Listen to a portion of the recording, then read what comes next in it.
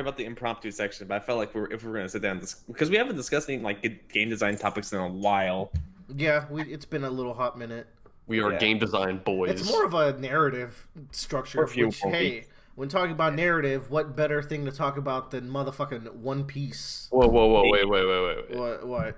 Oh, never mind. I thought they were doing Super Mario RPG at SGDQ right now, but they're not. Bradley, we're doing a Probably gonna cancel podcast. the whole podcast. I can have SGDQ up at the same time. It's fine. Bradley, they have replays of the things. You can watch it later. But You it's should not the same. James done slow. Bradley, we have to talk about Whiskey Peak. We haven't talked You're about right. it. People You're have right. left the video already. The best arc yet in One Piece. Is that an honest thing?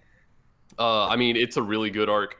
There hasn't been any arcs I dislike in One Piece yet. So, I mean, man. So, are we just gonna jump right into it? Yeah, let's do it. It's Yeah, happening so- right Tell now. me what chapter you're on, so I can follow along. I don't have the volume right next to me. I believe I started this week on chapter 106, maybe 105.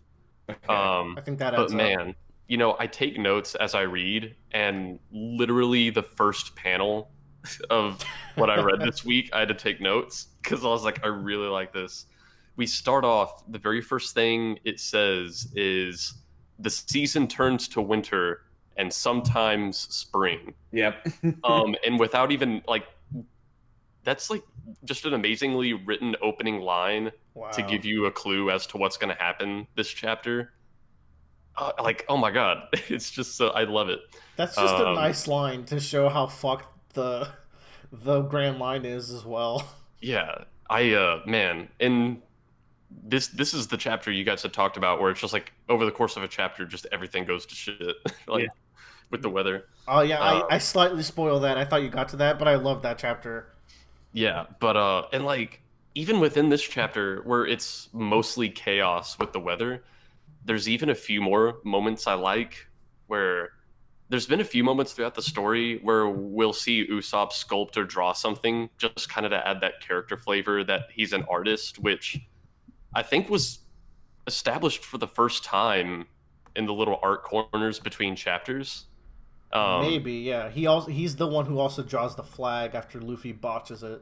Yeah, and so like they make snowmen, and his is amazing, and everyone's like, "Oh my god!" Like, You also have that amazing panel that of like just more of that Oda technique of Luffy like hitting the side of the snowman and it propels his arm forward and punches this other snowman's head off. yeah, it's crazy, and it's like Oda doesn't have to do this. Like Usopp, I don't think he had, at least as far as I know at this point in the story, Usopp doesn't have to be an amazing artist, but because he is, it's just kind of another thing to love about him. Yeah. And It adds a lot to his skill set that just makes the crew a lot more diverse. Not Yeah. a fighter, but a talented man. Yeah. he's not a fighter, but a lover. Ooh, Ooh. with that nose though. Okay. Yeah, and another kind of thing I really liked in this chapter is the kind of power scaling that you would normally see for combat. We see this for navigation. Like, it's been established that Nami is like a god tier navigator. And then she gets to the Grand Line and she's like, oh my god, like this is going to be really hard. They would have never made it in the Grand Line without Nami. She is so important to the the navigation part, which is a part of One Piece where you need to get from story point A to story point B. You need no character in One Piece that joins the Straw Hat crew feels like they're kind of pointless. And you know what's cool about Nami navigating? Up until the most recent arc, there was this amazing feat of navigation by her and another one of the crewmates. It's like, it's not something that gets power scaled out. She's just that good. Yeah. God, that I moment just was good. really like it. Everyone kind of got a moment in this chapter that's just weather chaos, and I love it. Even Zoro's freaking out. No, he's No, not. he's That's asleep. part of the joke. Oh, he's not. Oh, he's asleep the whole time. Who? Yeah. Was it Luffy that was freaking out? Yeah, Luffy was the one that was freaking out. Right. And man, like it's so funny because like 15 chapters later, after we're leaving Whiskey Peak, we kind of complete the circuit of this whole arc with a joke where the first chapter in the arc, Zoro was asleep for all the weather, And then when they leave Whiskey Peak, Luffy's like, I think it's gonna snow, and Zoro's like, you idiot, it's not gonna snow. We're in the Grand Line, because he doesn't know because he was asleep. That's true. That's a It's good just catch. it's such like it's a joke that's just such a good bookend for this arc. I love it. Yeah. So last thing that happened in this first chapter, um, is they get to the first island, and it's revealed that it can take anywhere from hours to days to kind of calibrate the log post for a particular island, Yes. which I really like. And I talked last week at length about like how genius I think the geography of the Grand Line is for the story, because it kind of forces us to start at a beginning and travel in a line where we will be finding progressively stronger opponents, more or less. And this is just adding on to how great that is, because it further shows why nobody can just blitz through the Grand Line and get to the end of it, because you have to stop for like anywhere from minutes to hours to days. So it's like sometimes weeks. Yeah, so it's like a way that Oda can force us to stop on an island for 2 days to have a story arc without it feeling forced. It's again, it's everything in this story is crafted for maximum adventure. And man, he just God, it is quite amazing. So anyway, we get to the next chapter where they come to this island where we do kind of a double flip flop here, where the moment these people on this island see the Straw Hat Pirates, they're like, "Oh my God, it's pirates! Like, sound the alarm, tell everybody." So initially, it's like, "Oh, these people they don't like pirates. You know, they're gonna fuck them up." And then the very next panel, it's like, "Oh no, we love pirates. We're the welcoming party, and they love you, and they party with everybody." Nami drinks everyone under the table. Yeah, but then Oda tricks us again. He's like, "No, wait, actually, they really were gonna ambush him," and they kind of like subtly nod to it, and I don't think anyone would be super surprised when they do actually turn on, because like there's a few things where Nami's like, "Oh, I need to calibrate the log pose now that we're here," and the mayor's like, "Oh, nonsense! You don't need to do that," you know, blah blah blah. And don't forget the fact that Sanji's actually getting girls in this arc, which is a clear sign that something is wrong. Yeah, I was like something. There's got to be some ulterior motive here, you know. And it's kind of funny because I don't think it's crazy to claim that Nami and Zoro are like the more level-headed members of the crew. No, for sure. And they are the ones who did not get tricked by all this. Like, they knew there was something up, and they didn't let themselves get drunk beyond reason. Whereas, like, Luffy, Sanji, and Usopp, they just indulge until they can't go anymore. And it pays off. Because I kind of I feel like I've talked about this in almost every big arc, how Oda comes up with really good in-character ways to remove people from fights so that other people can get the spotlight. And so it's like, oh, well, if we want Zoro and Nami to get the spotlight, we'll have the other ones eat and drink until they go unconscious, but Zoro and Nami wouldn't do that. Which is totally in character, yeah. I also think it's funny because in the previous chapter, that whole arc, or that whole chapter, I mean, is literally just about has Zoro just being asleep and unaware of what's happening. And this one's flipped, where Zoro's the only one that's awake and is completely aware of what's happening, and who's like they're being backstabbed and everything, and is the one that's protecting. It really shows his, I guess, instinct and he knows criminals.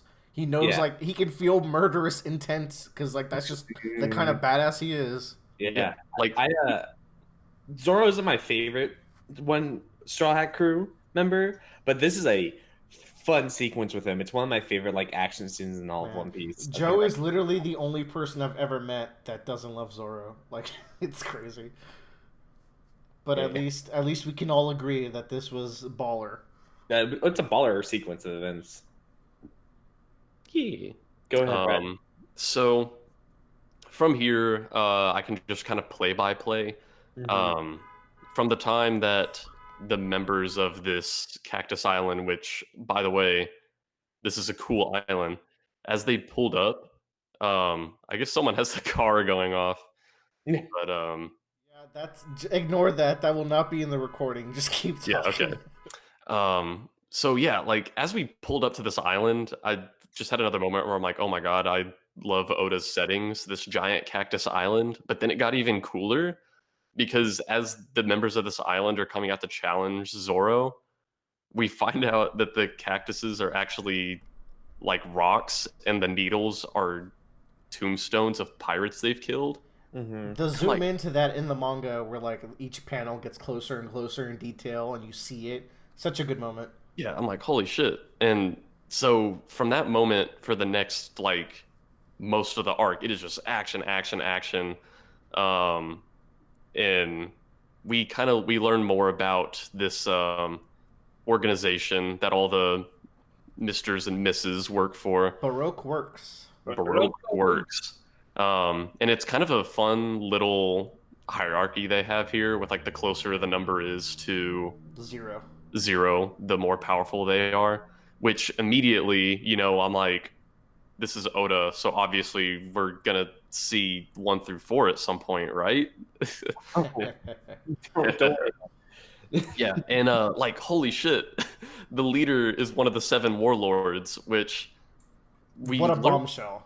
Yeah, like the I think the only other one we knew about at this point was Mihawk.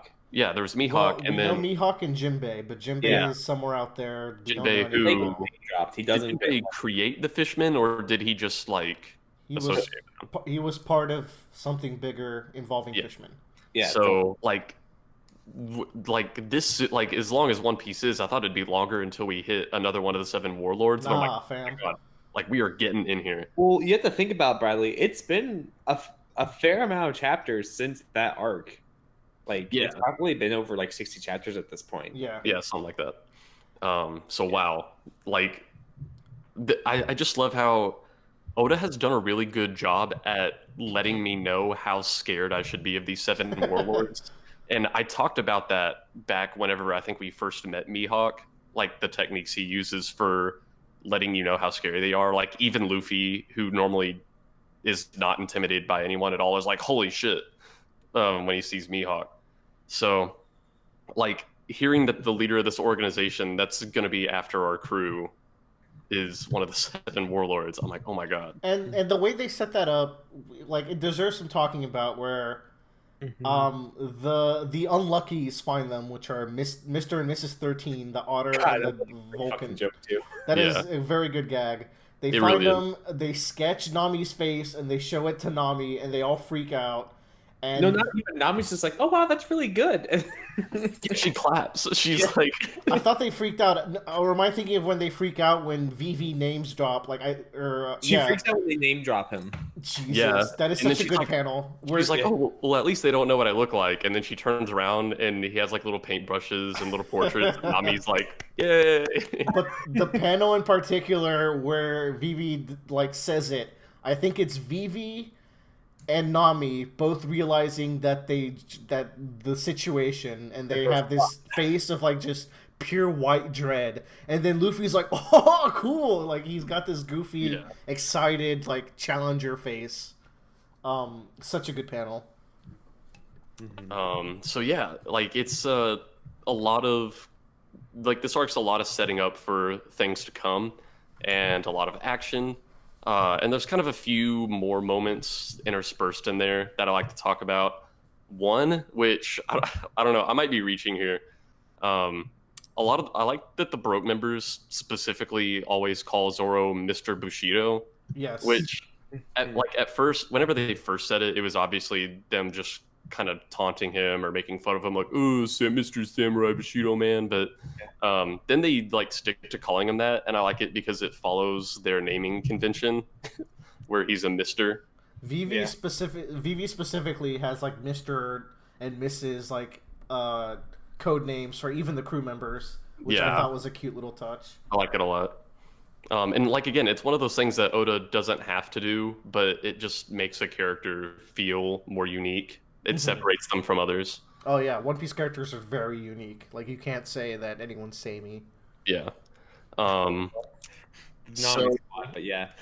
Well, I mean, personality-wise, the girls are all Namis, yeah, but I love my Namis. except Miss Sunday. Except Miss All Sunday, which oh my god, I guess we'll get to her in a minute. Yeah. Um, so we kind of escalate this fight over time. Eventually, Mr. Five and Miss Friday, is that what it was? Miss Valentine's Day. It's Valentine. Oh yeah, Miss Valentine. They show up, I believe and Miss Friday. No, that's Miss Monday, who is with Mr. 8. Yeah, Miss Monday is the muscular Yeah. woman. Also not a Nami.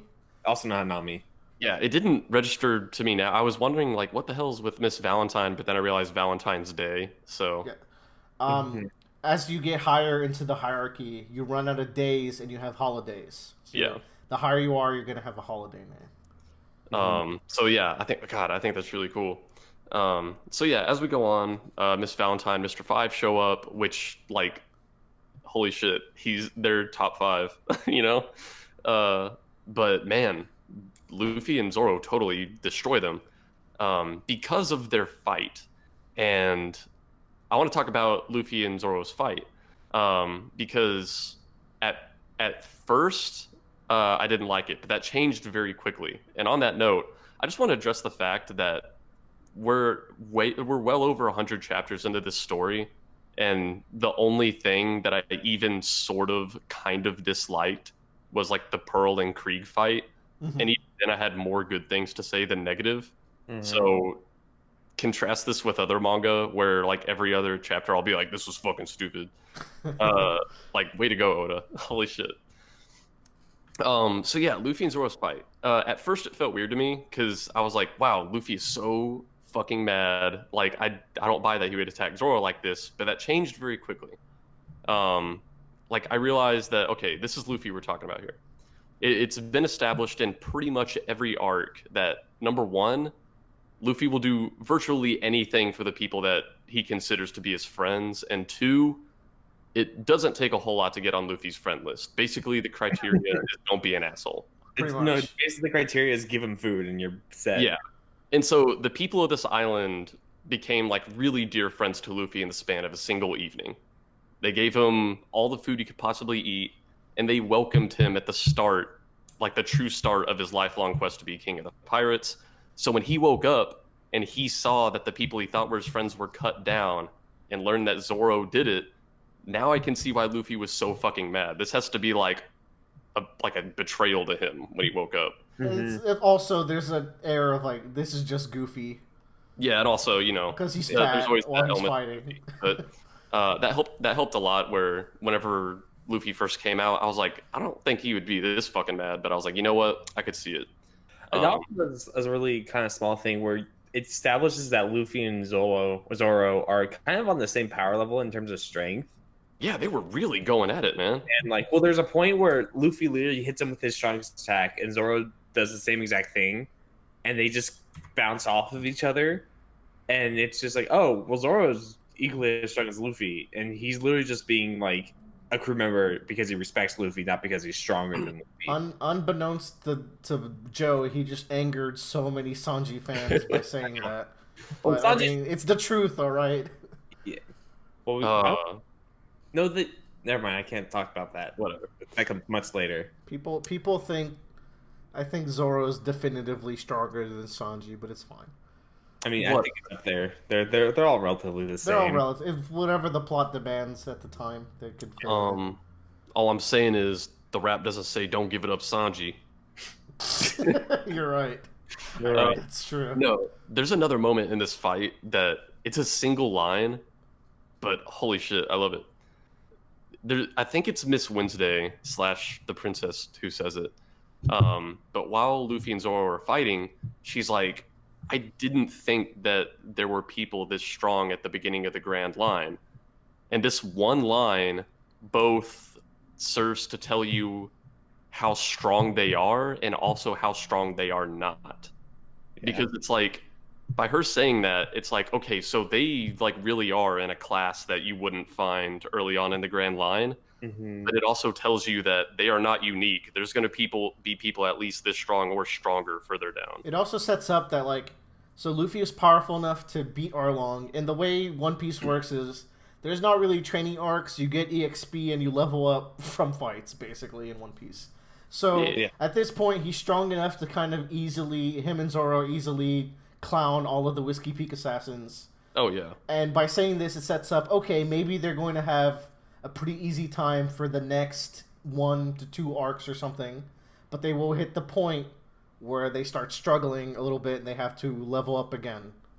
Mm-hmm. By saying that they're strong for the beginning of the Grand Line. Yeah, for where they're at, they're in pretty good shape. They're way over leveled at this point. Yeah, but Oda has a good balancing patch. It does. I think Oda does really good balancing of like how powerful his enemies are compared to the crew members. You got some level 30s killing level 10s, but the level cap is like 100, so we got a way to go. Oh, it's a lot more than that. And we're playing this guy here. It goes to 999. But yeah, man, just that one line from her while they were fighting, I think it's very efficient dialogue here. Mm-hmm. Oda is in general really efficient with his dialogue. He really is. But we do have definitive proof that Nami is both stronger than Luffy and Zoro in the next chapter. Because she has her Nami punch. Yeah.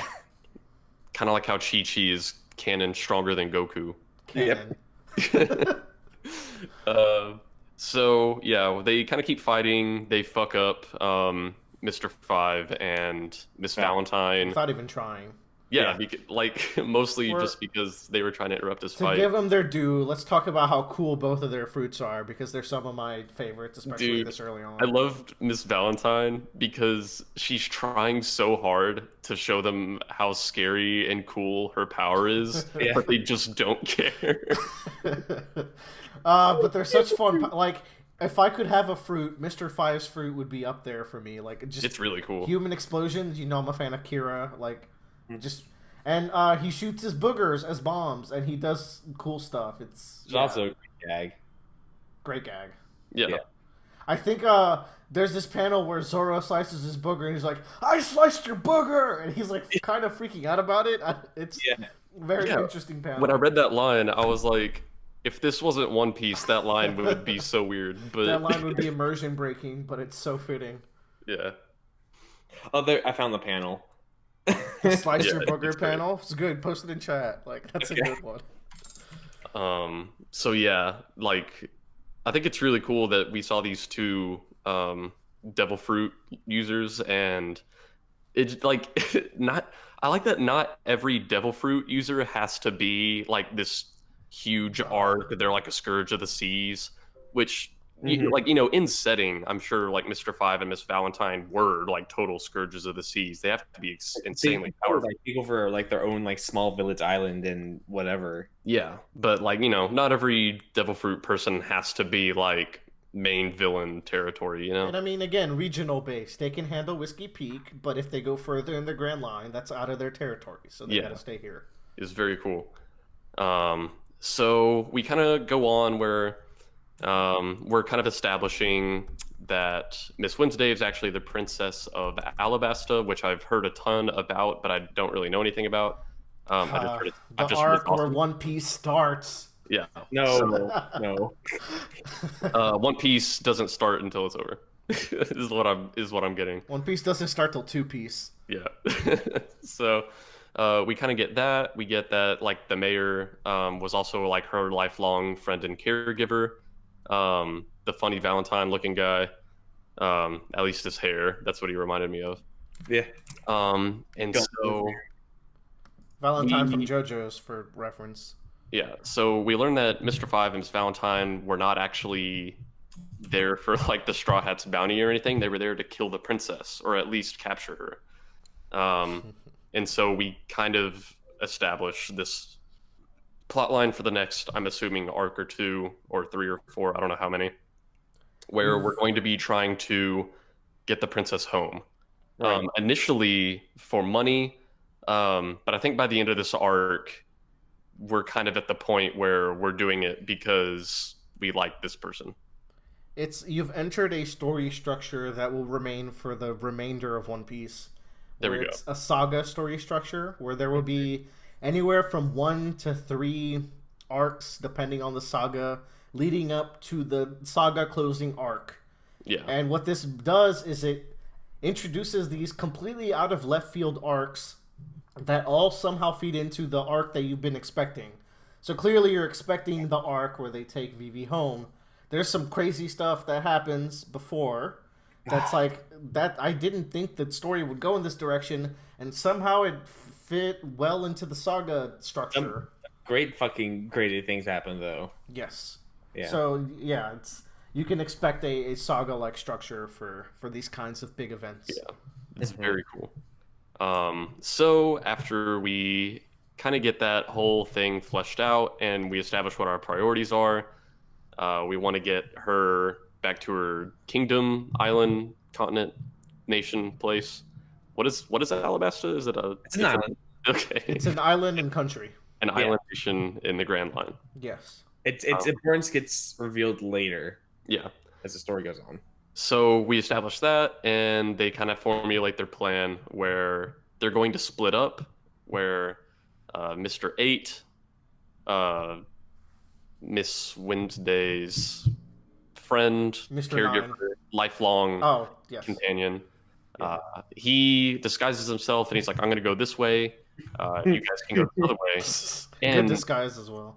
By the way, we learn about these eternal log poses, right? Which this is another thing where I don't know exactly how he did it, but Oda somehow made me awed at how big of a deal an eternal log pose is, because I've only known what a log pose is for a few chapters, and I've only seen them used like once. Yeah. But then I see an eternal log pose, and I'm like, holy shit, an eternal log pose. And, like, and what's cool about that is that eternal log poses are not overused to the point where they become a norm. They are rare, and it's really cool when one is part of the story.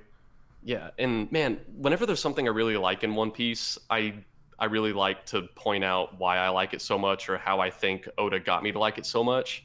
And this is one of these moments where I don't know how he did it, but somehow, despite having minimal exposure to these log poses or how difficult the Grand Line is to navigate, when I hear Eternal Log Pose and what it does, I'm just like, oh my god, this is like the most valuable thing in the world. Like, we don't call him Goda for nothing, okay? Yeah, Oda. He's the god Mangaka. Yeah. So man, it was really cool. So we kind of take off in separate ways, or we're about to. Mr. 8 leaves the island first, and it seems like everything's all right. And then this explosion, I want to see if the art for this in the anime holds up. This panel, it's massive. In the manga, where we see this explosion on Mr. 8's ship. Oh my god, it is giant. It is like Dragon Ball Z it's level. Borderline too big. It is insane. And at first we don't know exactly who's responsible for it, but the fact that it's as big as it is and the fact that it happened immediately makes you just immensely more terrified of the people that we're up against now. This is huge. And how fast they can prepare. It is fucking Dragon Ball Z level. Yeah. It's crazy. And it terrified me. So they are like, we need to get off the island right the fuck now. And as they're rushing off the island, there's the span of a page or so where the princess is freaking out because she cannot find Karu, her bird. Her duck! Yeah, and Nami just says, we don't have time, we gotta leave, you gotta forget about it. And the princess is adamant. She insists, she's like, I am not going anywhere without Karu. I'm not going anywhere without my bird. And I'm really glad this is here. It fleshes her out more, but I think it also emphasizes the tragedy of what's going on for her and what she just lost, because in an instant, she just lost her lifelong caretaker and friend. And I'm sure the thought of losing another one, like her bird, must just be too much to bear for her. Totally, yeah. And this all happens like in the span of like a page and a half, but I'm really glad it's there. And so they take off, and pretty soon after they get on the boat, we meet Miss All Sunday, who we find out if what we are told is correct, that she is the boss's, she's Mr. Zero's partner. Yeah. She is which, his female counterpart. oh my god. And this warlord of the sea, who is the boss, was it Sir Crocodile? Sir That's Crocodile. Sir Crocodile. man. Emphasis on the sir. Mr. Zero. Like the fact that we have Miss All Sunday here is crazy to me. Even not having this is the first time I've seen her, but I have the context to be in awe of who is on this boat. And just look at her outfit, though. She is a babe. I'm just gonna throw it out there. Yeehaw. But I wonder if this is the strongest person the Straw Hats have seen in person since Mihawk. Yes. Probably yes. Yeah. Yeah.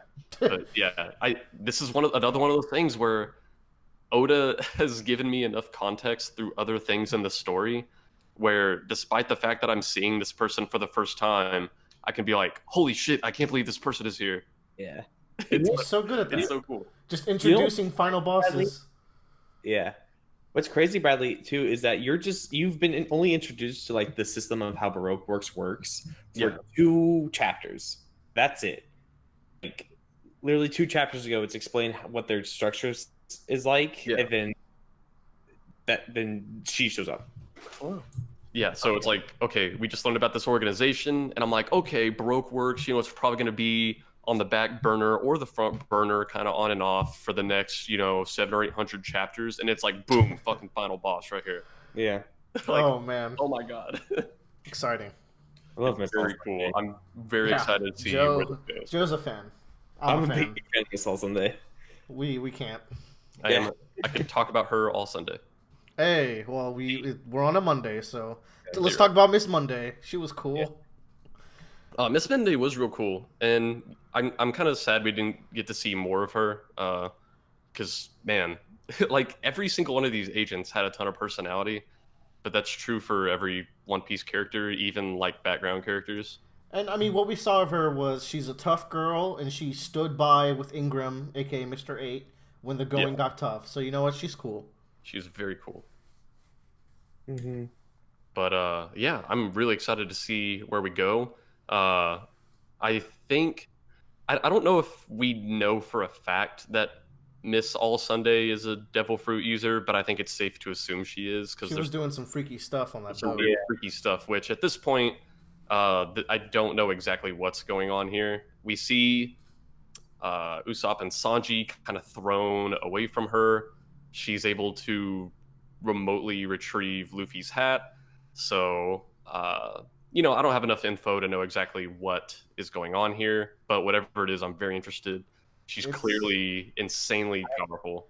I really like her power. Like, I think it's a really interesting and creative power, and like what she can do with it. Yeah.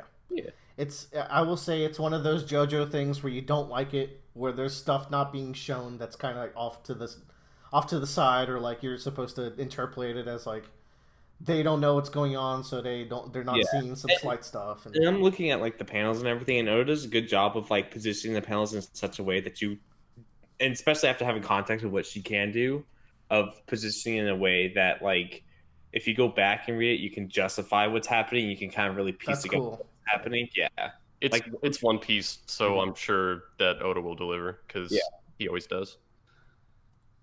Can't wait till we have the Bradley versus Oda arc. And that is I think that is our One Piece. I'm very excited to see where we go. The last thing I wanted to bring up is just the actual action part of this arc with Zoro.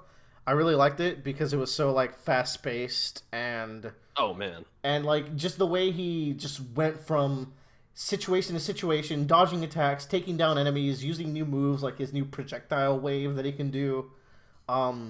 Just a lot of cool stuff that like, man, Zoro handled them, and it was just really fun and engaging to watch because it was just so much stuff going on, so much moving of locations, and Man, this is one chapter where I can't believe Oda drew it in a week because there's so much action and movement in these drawings they did for this action sequence.